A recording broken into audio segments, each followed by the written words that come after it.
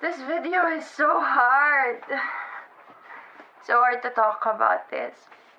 Welcome! This is Angelique and welcome back to my channel. If you're new here, don't forget to hit the subscribe button and click the notification bell beside it to get notified every time I post a new video for you. Guys, we have another hashtag the AM radio episode right here. So today is Father's Day. Belated happy Father's Day, because by the time you get to watch this, it may have been weeks now by the time that I upload it.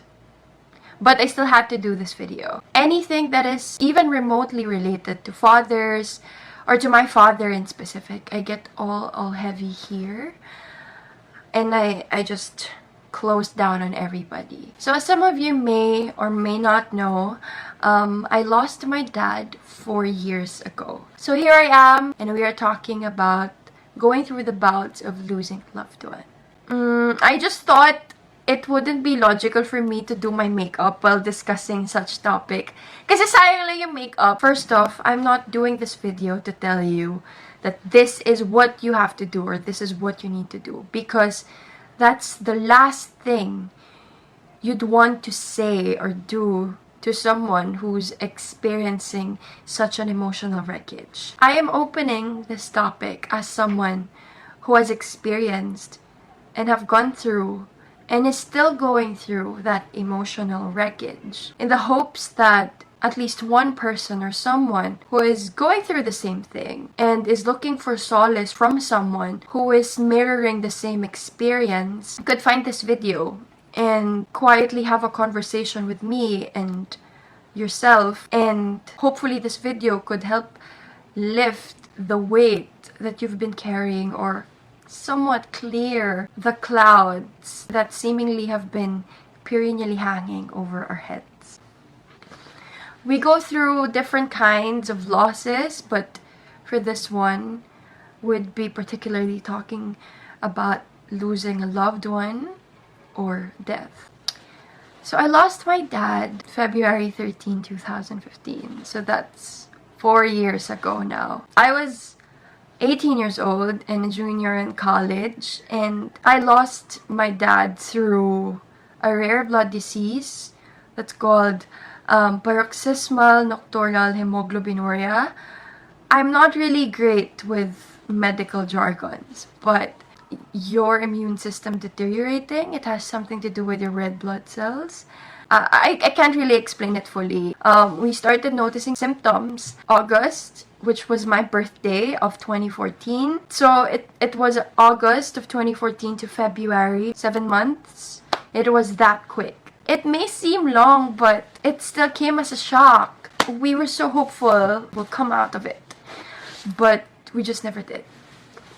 Anyway, one thing that is especially important to note is that I owe my independence and how I grasp the concept of being independent to my dad, because he literally pushed me and willed me and taught me how to be the strong, independent woman that I am. Well, I'm not sure what's strong, but I just didn't know that I'd have to pull all the things that he taught me that soon. Death is an inevitable part of the cycle of life, but even though we know it's gonna happen, the shock, you could never fully grasp the shock. Each and everyone has their own way of coping.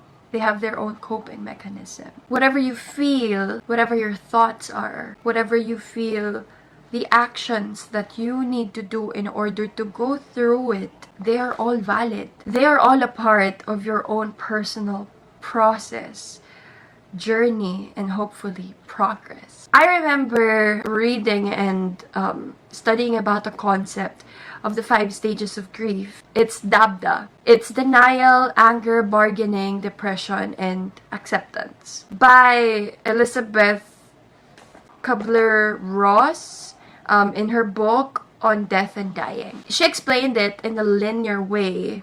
But again, since everyone goes through the loss of a loved one differently, it doesn't have to come step by step. One could feel this way and then go through another feeling, and then this one, hindi siya dabda. Hindi lang siya pinagdadaanan na dabda lang. It gave me an explanation as to what I'm feeling and why I'm feeling and how I'm feeling. And of course, we all begin with denial. I was in such a huge of a denial. The story was, I was supposed to go home and visit my dad. I was supposed to go and leave 7 a.m. But then, I wasn't able to wake up on time. While on the bus, so hard reminding myself of these memories.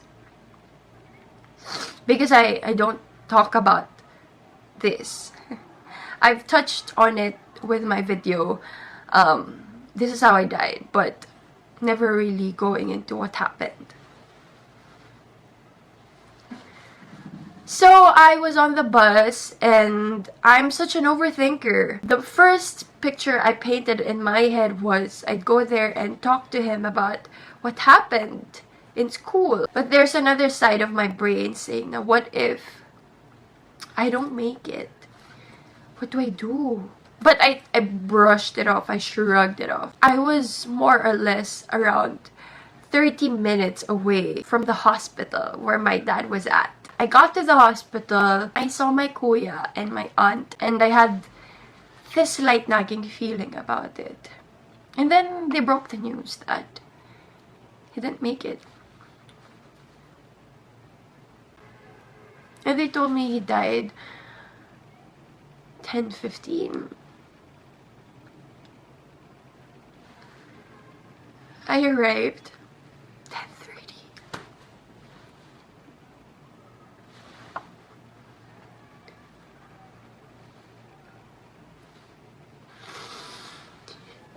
Oh, because I didn't wake up on time. I felt nothing. Like, I was still confused. And I guess that's the shock that I've been mentioning a while ago. That the impact of it, you could never fully grasp it. I felt nothing. It felt numb. And I didn't know what to do. I wasn't crying.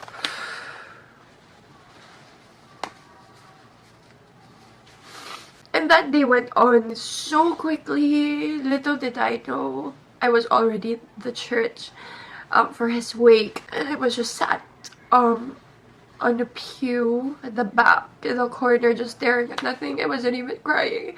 I wasn't even talking to anyone. The burial, and I still wasn't talking to anyone. The day after, I went back to school, went back to studying, finishing my requirements. I didn't talk about it. I didn't talk about it with anyone. I went through years of not crying about it until this year. On his birthday, I went home 6 a.m. to drop by the cemetery and spend an hour with him, and then go back and then start working again. And in the 1 hour that I spent with him, that's when I actually started crying. Like, literally, my heart crying for him. And that's when I can fully say that I was out of the denial stage. And it took me 4 years to go through it. I had to feel all the pain, go through all the pain.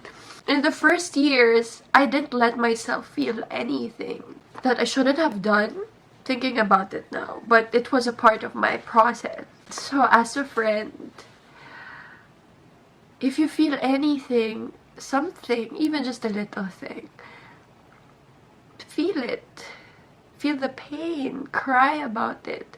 If there's one thing I learned, that's not to suppress. Because I tried to be so strong and be so tough immediately and act as if I got everything together, when in reality everything was falling apart. And I didn't give my time to realize that it's okay to not have things figured out and to have things crumble around you, because that's what losing a loved one does to you. It wasn't until this year that I allowed myself to fully feel it that I became free of it. While going through my bouts of denial, I was constantly in a state of anger.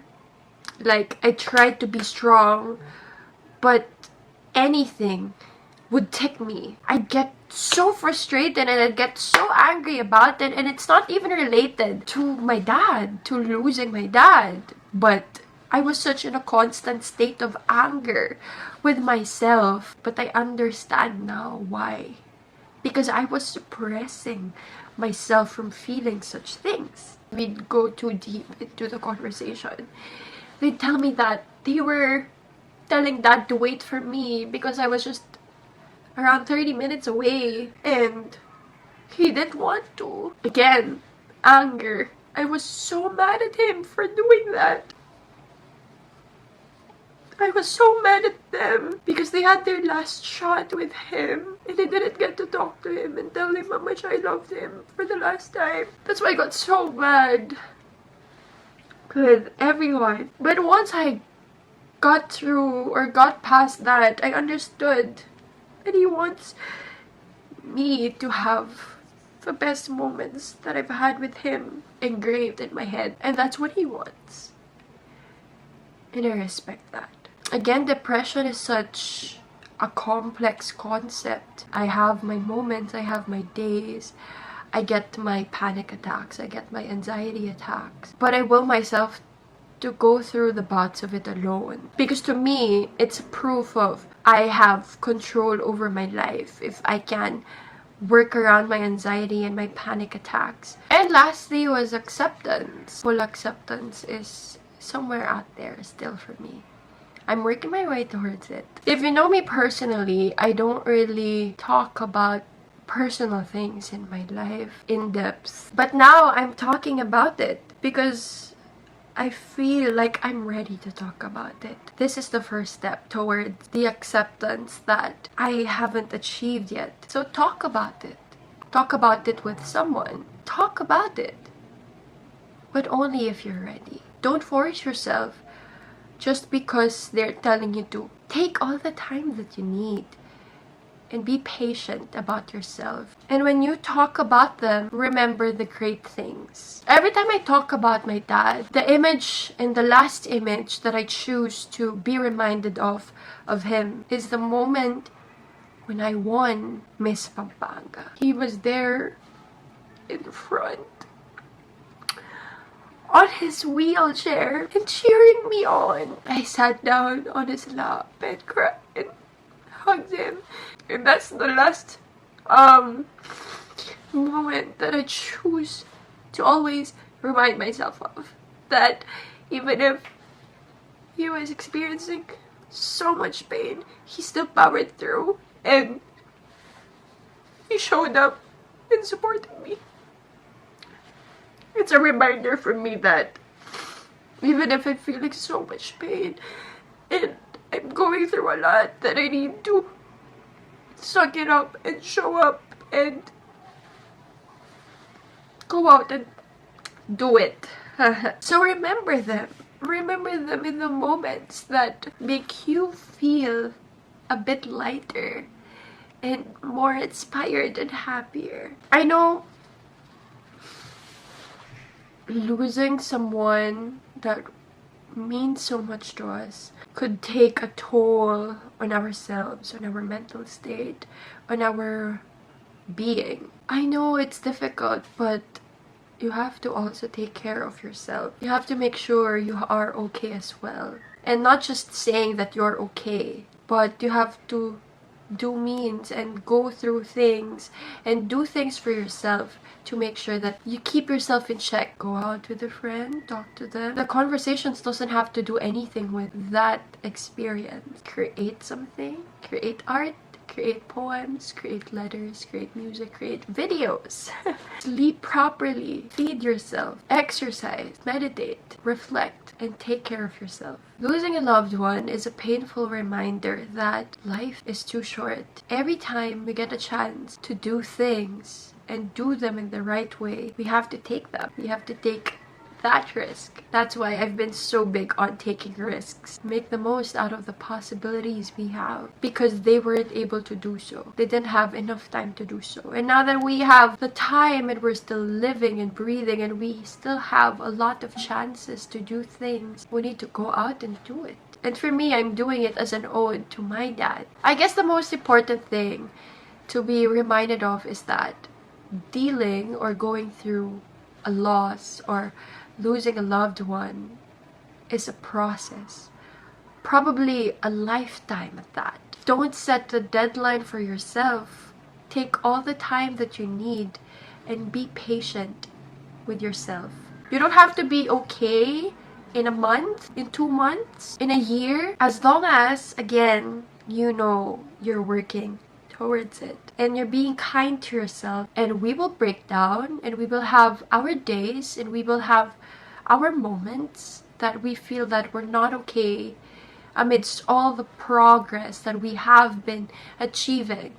And I want you to know that it's okay. You're still having progress despite breaking down and going through a roadblock. It doesn't make you weak. Being vulnerable doesn't make you weak. It only goes to show how strong you are, because you are brave enough to acknowledge the feelings and the pain that you are having. That is what being strong means. It's being able to come face to face and grasp on your weaknesses and your vulnerabilities and your fears and your pain and your doubts, and still embracing them, no matter how hard or how painful it could be. I'm saying all this, but I don't want you to force yourself to be strong immediately. Taking some time, taking a long time, it could be days, weeks, months, years, all that still encompasses how strong you are as a person. And I want you to know that I am so proud of you. And let me just say this, because I know I'm gonna be watching this video. I am so proud of you, Angelique. And I'm so proud of you who is going through the same thing.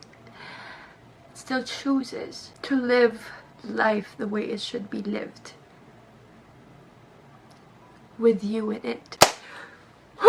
That was such a heavy video, I know, but I just had to talk about it. I feel like it's such an important thing to talk about on, because it touches on our mental health. I hope this helped you as well. So if I was able to talk you through some things that you have been asking yourself, it would mean so much. And just know that if you need anyone to talk to, you could always drop me a message. You could always email me. If you have any more topics that you want us to touch on, let me know. Thank you so much for watching. This has been Angelique, and I'll see you in my next video. Bye!